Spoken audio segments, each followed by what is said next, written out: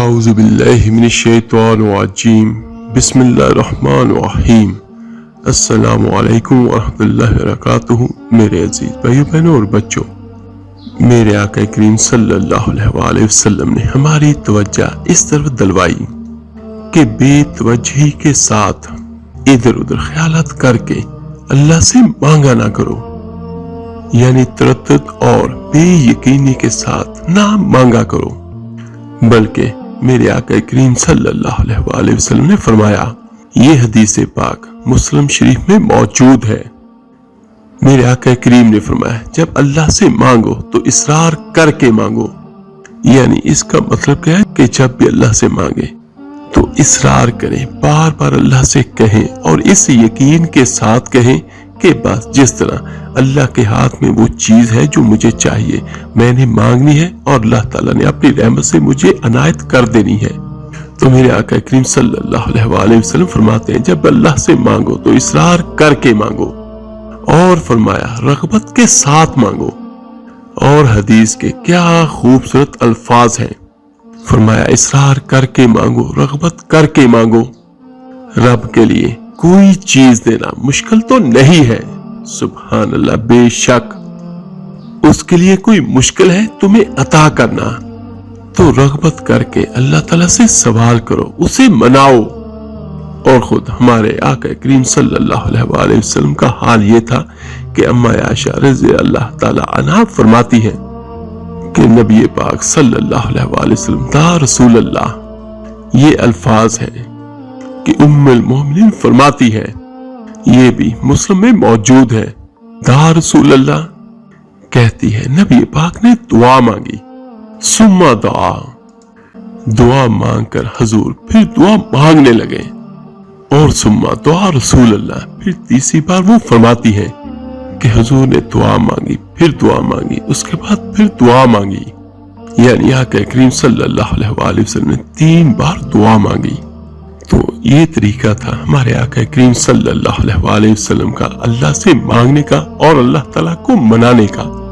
حضرت عبداللہ ابن عمر فرماتے ہیں، میں حضور کی مجلس میں حاضر تھا، حضور مانگنے لگے اللہ سے، ہم تو یہ دعا مانگے اللہ تعالیٰ سے کہ اللہ تو ان دعاؤں کی طرف دیکھ جو تیرے محبوب نے ہمارے لیے مانگی، اے اللہ ہمیں تو مانگنا ہی نہیں آتا، نہ طریقہ، نہ کوئی سلیقہ، نہ کوئی انداز، ہم تو بے توجہ سے مانگتے ہیں، اے اللہ ہمیں تو ہاتھ اٹھانے کا سلیقہ ہی نہیں آتا، پر اے اللہ تیرے محبوب نے تو تجھ سے خوب مانگا ہے، تیرے پیارے حبیب صلی اللہ علیہ وآلہ وسلم نے تو تجھے منایا ہے ہمارے حق میں، تو اے اللہ تو ان دعاؤں کی طرف دیکھ اور ہمیں عطا فرما۔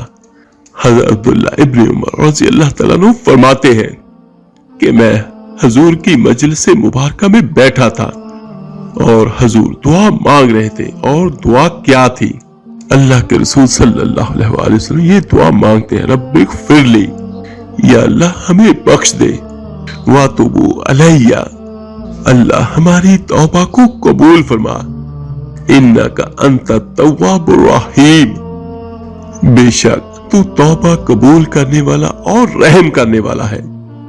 حضور دعا مانگ رہے تھے۔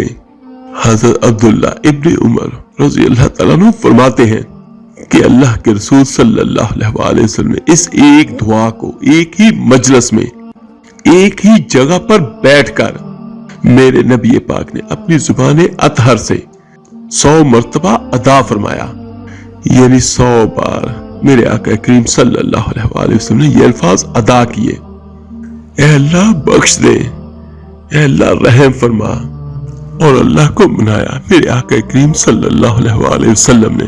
تو میرے آقا کریم صلی اللہ علیہ وآلہ وسلم کی اس احادیث سے ہمیں کیا سیکھنے کو ملتا ہے کہ اللہ کو منائے، اور اللہ کے رسول صلی اللہ علیہ وآلہ وسلم نے خود بھی یہ طریقہ بطور سنت ہمارے سامنے چھوڑا، اور پھر نبی پاک صلی اللہ علیہ وآلہ وسلم نے آگے بڑھ کے کچھ اور باتیں بھی ہمیں ارشاد فرمائی، بتایا میرے آقا کریم نے کہ پچھلے لوگ اپنے اللہ کو کیسے مناتے تھے، وہ کس طرح اس کے حضور ناز عرض کرتے تھے، اللہ تعالیٰ کو منانے کے طریقے بھی بتلائے۔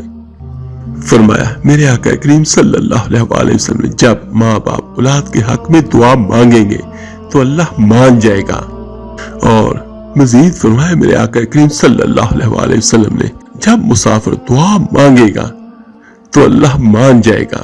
فرمایا میرے رسول کریم نے جب بیمار دعا مانگے گا تو اللہ مان جائے گا۔ ایک بات یہاں پر میں کلیئر کر دینا چاہتا ہوں کہ جب بھی آپ کسی مریض کی عیادت کریں تو اس کے لیے خود بھی دعا کریں اور اسے بھی کہیں کہ وہ بھی آپ کے لیے دعا کرے۔ یہ آقا کریم صلی اللہ علیہ وسلم کے الفاظ ہیں کہ مریض جب اللہ سے دعا کرتا ہے تو اللہ تعالیٰ قبول فرماتا ہے۔ تو اس وقت کوشش کریں کہ جس کی بھی آپ عیادت کرنے جاتے ہیں اس کا ثواب تو یقیناً اللہ تعالیٰ آپ کو دے گا۔ آپ اس کے لیے بھی وہاں پر دعا کریں کہ اللہ تعالیٰ اسے صحت کاملہ عطا فرمائے، اور اپنے لیے بھی اسے دعا کرنے کا کہے۔ اور مزید فرمایا میرے آقا کریم صلی اللہ علیہ وسلم نے جب تمہارے ضعیف، کمزور اور مجبور لوگ دعا مانگیں گے تو اللہ مان جائے گا۔ اور پھر میرے آقا کریم صلی اللہ علیہ وسلم نے فرمایا جب تم فرض ادا کرو گے اور اس کے بعد دعا مانگو گے تو اللہ تعالیٰ مان جائے گا۔ اور میرے آقا کریم نے مزید فرمایا جب تم پچھلی رات کو اٹھ کے اس کے حضور کھڑے ہوگے دعا مانگو گے تو وہ تمہاری دعاؤں کو قبول کر لے گا، وہ مان جائے گا۔ اور میرے آقا کریم صلی اللہ علیہ وسلم نے ہمیں دن بھی بیان کیے۔ فرمایا جمعے والے دن مانگنا وہ مان جائے گا، شب قدر کو مانگ لینا وہ مان جائے گا، شب برات میں دعائیں کرنا اللہ کے حضور وہ مان جائے گا، رمضان کی راتوں میں اللہ سے دعائیں مانگنا وہ مان جائے گا، قرآن پاک کے ختم کے موقع پر دعا مانگنا وہ مان جائے گا۔ طریقے بتلائے میرے آقا کریم صلی اللہ علیہ وسلم نے۔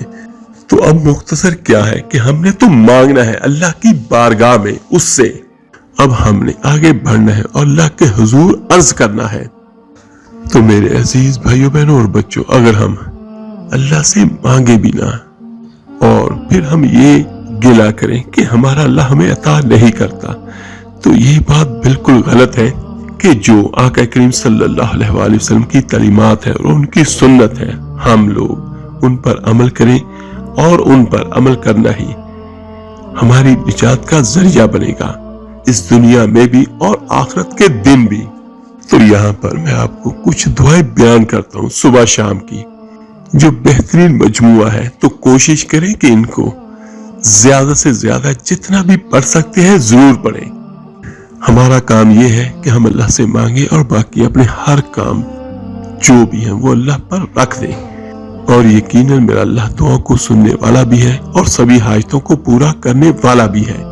یہ کوئی دعائیں بہت بڑی دعائیں نہیں ہے، کم سے کم بھی ان کا میں آپ کو بیان کروں گا، اور زیادہ سے زیادہ بھی جتنا پڑھ سکتے ہیں پڑھ لیں۔ اور 3 بار آپ نے اس دعا کو پڑھنا ہے، بسم اللہ الرحمن الرحیم، سبحان اللہ العظیم وبحمدہ ولا حول ولا قوۃ الا باللہ۔ یہ صبح اور شام کو صرف 3 بار پڑھنا ہے۔ تو اس کا فائدہ کیا ہوگا کہ 4 بیماریوں سے اللہ تعالیٰ حفاظت فرمائے گا، جذام، جنون، اندھا ہونا اور فالج سے۔ تو کم سے کم 3 بار اس دعا کو پڑھیں، اور زیادہ سے زیادہ جتنا پڑھ سکتے ہیں ضرور پڑھیں۔ بسم اللہ الرحمن الرحیم، استغفر اللہ الذی لا الہ الا هو الحی القیوم واتوب الیہ۔ یہ تمام گناہوں کا کفارہ ہوگا اگرچہ سمندر کی جھاگ کے برابر ہوں۔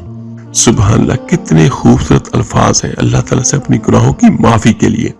اس کے بعد 7 بار یہ الفاظ کہیں، اللہم اجرنی من النار۔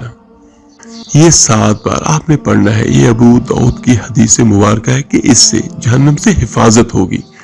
تو اس کا فائدہ کیا ہوگا کہ اگر جس اللہ کے بندے، اللہ کی بندی اس کو صبح کو پڑھے اور شام تک وہ فوت ہو جائے تو اللہ تعالیٰ اس کو جہنم سے نجات دیں گے، اور اگر جو بندہ یہ شام کو پڑھے اور صبح تک وہ فوت ہو جائے تو پھر بھی اللہ تعالیٰ اسے جہنم سے نجات دیں گے۔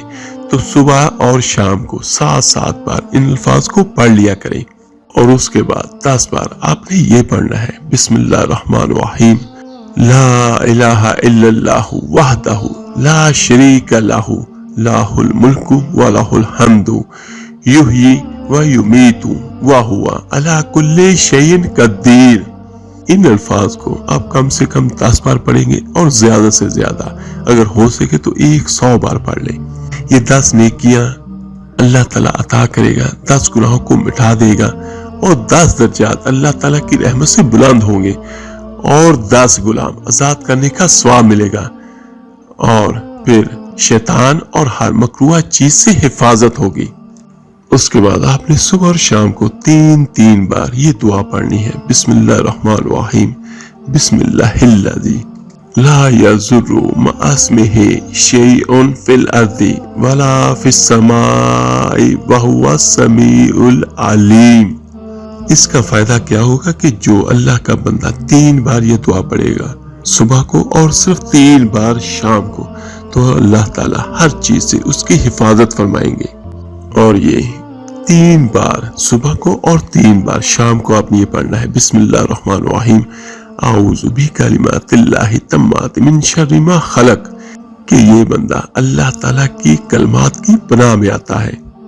اور 3 بار اس دعا کو بسم اللہ الرحمن الرحیم رضیت باللہ رب و بالاسلام دین و بمحمد نبی صلی اللہ علیہ وآلہ وسلم۔ اور ان کلمات کو پڑھنے کا فائدہ یہ ہوگا کہ اللہ تعالیٰ قیامت کے دن اس کلمات کے پڑھنے والے کو راضی کرے گا۔ سبحان اللہ، تو صرف چھوٹے سے یہ کلمات ہیں اور کتنی بڑی فضیلت ہے کہ میں اللہ پر راضی، دین اسلام پر اور محمد صلی اللہ علیہ وآلہ وسلم کے نبی ہونے پر، تو اس کا اجر یقیناً اللہ تعالیٰ بہت زیادہ عطا کرے گا۔ سبحان اللہ۔